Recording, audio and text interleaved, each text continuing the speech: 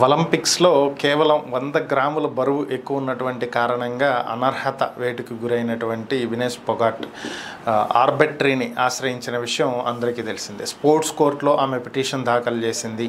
ఈరోజు సాయంత్రం 5:30 గంటలకు దీని మీద విచారణ జరగాల్సి ఉంది. విచారణ జరిగింది కూడా. సో విచారణ సందర్భంగా కోర్టు వివరాలన్నింటినీ కూడా అడిగి తెలుసుకోవటం జరిగింది. అయితే ఈరోజే ఏదో ఒక జడ్జిమెంట్ వచ్చేస్తుంది, రజత పథకం ఆమెకి ఇస్తారంటే సిల్వర్ మెడల్ ఇస్తారు అని చెప్పి అందరూ భావించారు. అయితే ఆర్బిట్రేషన్ మాత్రం ఇందుకు భిన్నంగా వ్యవహరించడం జరిగింది.